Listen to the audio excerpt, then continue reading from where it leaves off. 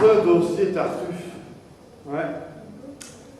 Orgon est un bourgeois raisonnable, mais il a recueilli chez lui cet homme étrange rencontré à l'église. Ce Tartuffe se fait passer pour un gentilhomme de province tombé dans l'infortune. Et Orgon s'est entiché de ce personnage aux allures de dévot. Aujourd'hui, Orgon rentre de voyage. Ah, mon beau-frère, bonjour. Dorine! Mon beau-frère, attendez que je vous prie, vous voulez bien souffrir pour m'ôter de soucis, que je m'informe un peu des nouvelles d'ici. Tout c'est-il si le jour a passé de bonne sorte? Qu'est-ce qu'on fait si encore? Comment est-ce qu'on s'y porte? Madame eut avant-hier la fièvre jusqu'au soir, avec un mal de tête étrange à concevoir. Et Tartuffe?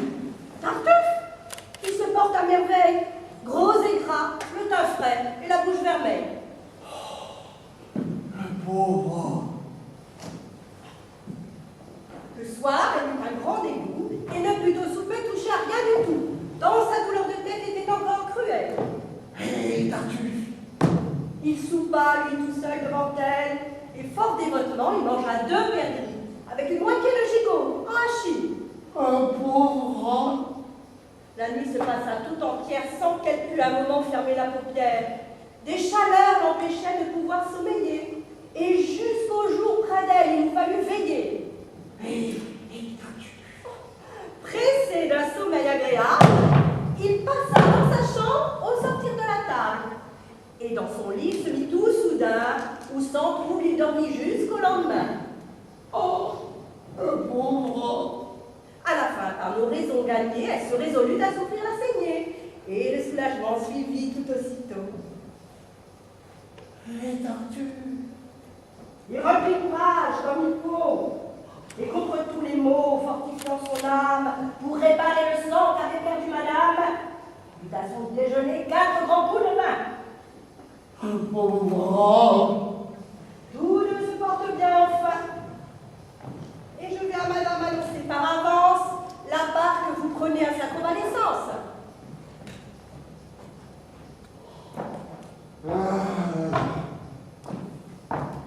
Quel cas!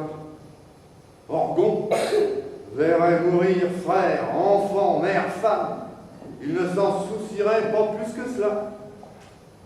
Se peut-il que Tartuffe ait sur lui un charme à tout faire oublier? Orgon veut rompre sa promesse d'hymen qu'il a faite à Valère, l'amant déclaré de Marianne. Et il veut maintenant donner sa fille à son gars.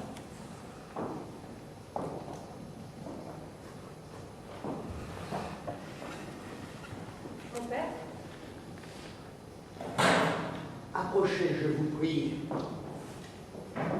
Que cherchez-vous? Je vois si quelqu'un n'est point là qui pourrait nous entendre, car ce petit endroit est propre pour ce enfant. Or, si, nous voilà. J'ai Marianne, en vous reconnu de tout temps, un esprit assez doué, de tout temps aussi.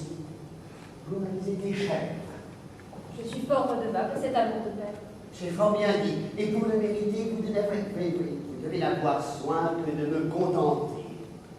C'est où je mets aussi ma gloire la plus haute. Fort bien. Que pensez-vous des Tartuffe Normaux? Qui? Moi? Vous voyez bien comme vous répondrez. Hélas, j'en dirai moi tout ce que vous voudrez. C'est parler sagement. Dites-moi donc, ma fille, quand toute sa personne a un haut mérite de briller, qu'il touche votre cœur et qu'il vous serait doux de le voir, par mon choix devenir votre époux. Et? Qu'est-ce? Plaît-il? Et quoi? Me suis-je méprise? Et comment? Qui voulez-vous, mon père, que je dise qui me touche le cœur? Et qu'il me serait doux de voir par votre choix devenir mon époux? Tartuffe! Il n'en est rien, mon père, je le jure. Pourquoi me faire dire une telle imposture? Mais je veux que cela soit une vérité. Et c'est assez pour vous que je l'ai arrêté. Quoi, vous voulez, mon père? Oui, je prétends, ma fille, unir par votre hymen Tartuffe à ma famille. Il sera votre époux. J'ai résolu cela. Et comme sur vos souhaits, je veux satisfaire vos... Que faites-vous là?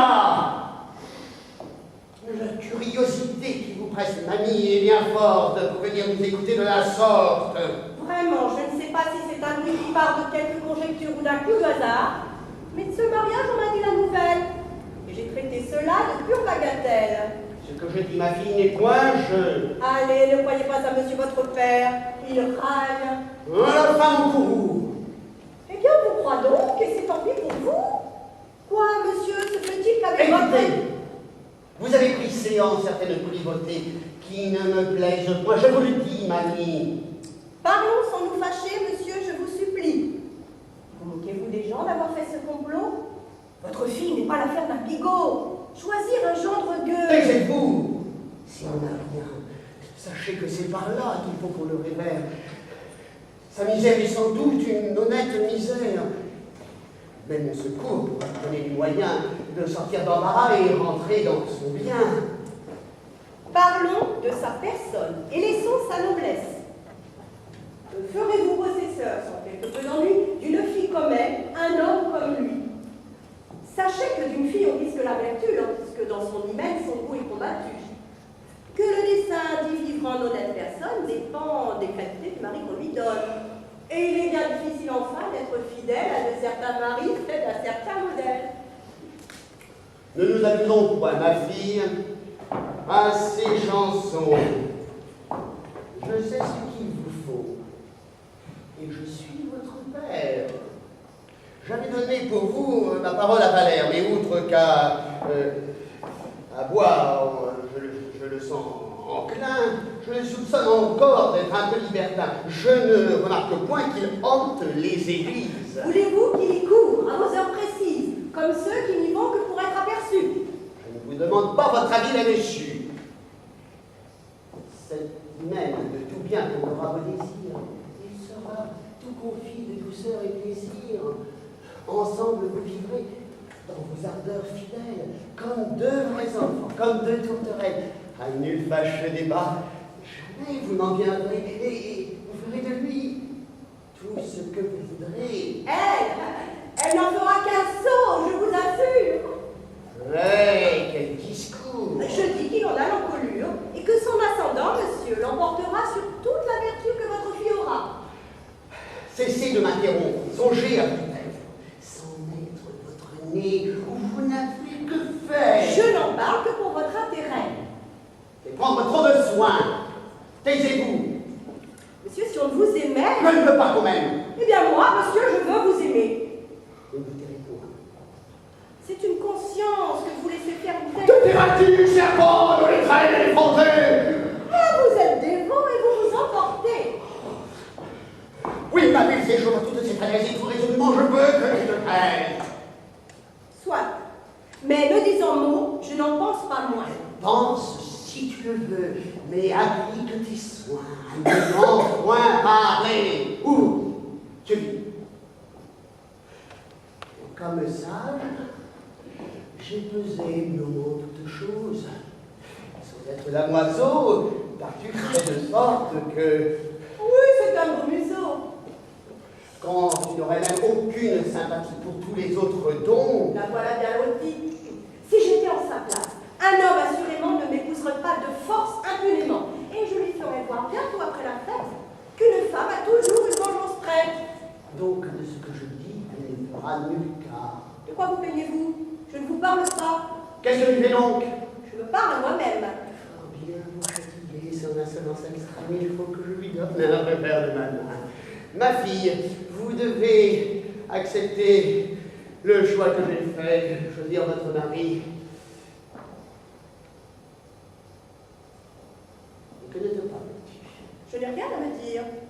Enfin, ma fille, il faut payer d'obéissance. Et... Je me moquerais fort de prendre un tel époux.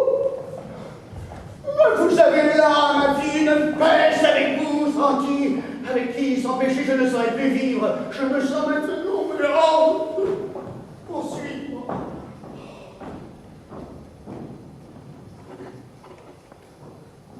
Avez-vous donc, dites-moi, perdu la parole?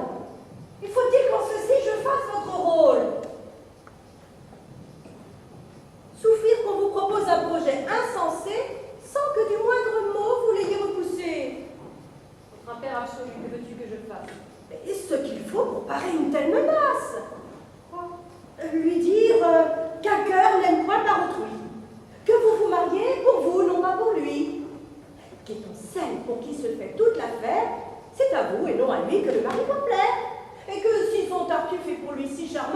le peut épouser, sans nul empêchement. Un père, je l'avoue, a sur nous ton empire, que je n'ai jamais eu la force de rien dire. Mais raisonnons. Valère a fait pour vous des pas. L'aimez-vous, je vous prie, ou ne l'aimez-vous pas? Ah, qu'envers mon amour, ton injustice est grande, Dorine. Que dois-tu faire cette demande? T'ai-je pas là-dessus ouvert 100 fois mon cœur? Et sais-tu pas pour lui jusqu'où va mon ardeur? Que sais-je si le cœur a parlé par la bouche, et si c'est tout de bon que cet amant vous touche? Tu me fais un grand tort, Dorine, d'en douter. Et mes pressentiments ont su trop éclater. Enfin, vous l'aimez donc? Oui, d'une ardeur extrême. Et selon l'apparence, il vous aime de même. Je le crois. Et tous deux brûlez également de vous voir mariés ensemble. Assurément. Sur cette autre union, quelle est donc votre attente? De me donner la mort si l'on me violente. Fort bien, c'est un recours où je ne songeais pas. Vous n'avez qu'à mourir pour sortir d'embarras. Le remède sans doute est merveilleux. J'enrage lorsque j'entends tenir ces sortes de langage. Mon Dieu, de quelle humeur, Dorine, tu te rends? Tu ne compatis point au déplaisir des gens. Je ne compatis point à qui dit des sornettes et dans l'occasion mollie comme vous faites. Que veux-tu si j'ai de la timidité? Mais l'amour dans un cœur veut de la fermeté. Mais n'en gardais-je pas pour les feux de Valère? Et n'est-ce pas à lui de m'obtenir d'un père? Mais quoi? Si votre père est un bourru fiefé, qui sait de son tartuffe là entièrement coiffé, et manque à l'union qu'il avait arrêté, la faute à votre amant doit-elle être imputée? Mais par un haut refus et d'éclatant mépris, ferais-je par mon choix pour un cœur trop épris? Sortirais-je pour lui quelque éclat dont il brille, de la pudeur du sexe et du devoir de fille? Et veux-tu que mes feux par le monde étalés? Je ne veux rien. Je vois que vous voulez être à monsieur Tartuffe. Et j'aurais, quand j'y pense, tort de vous détourner d'une telle alliance. Quelle raison aurais-je à combattre vos vœux? Le parti de soi-même est fort avantageux. Tout le monde déjà de voir le couronne. Il est bien fait, noble chez lui, noble de sa personne. Vous vivrez trop contente avec un tel mari. Mon Dieu. Quelle allégresse aurez-vous dans votre âme quand d'un mari si beau vous verrez la femme? Cesse, je te prie, de semblables discours, et contre cette hymen, ouvre-moi du secours. Non, il faut qu'une fille obéisse à son père. Voulut-il lui donner un singe pour époux? Votre sort est fort beau, de quoi vous plaignez-vous? D'abord, dans le beau monde, on vous fera venir, et vous vous plairez fort à les entretenir. Ah, tu me fais mourir. Je te déconseille plutôt songe à me secourir. Point. Tartuffe est votre homme, et vous en tâterez. Tu sais qu'à toi toujours je me suis confiée. Fais-moi. Non, vous serez, ma foi, tartuffier. Eh bien, puisque mon sort ne saurait t'émouvoir, laisse-moi désormais tout à mon désespoir. Ne vous tourmentez point, on peut adroitement empêcher. Oh, mais voici Valère,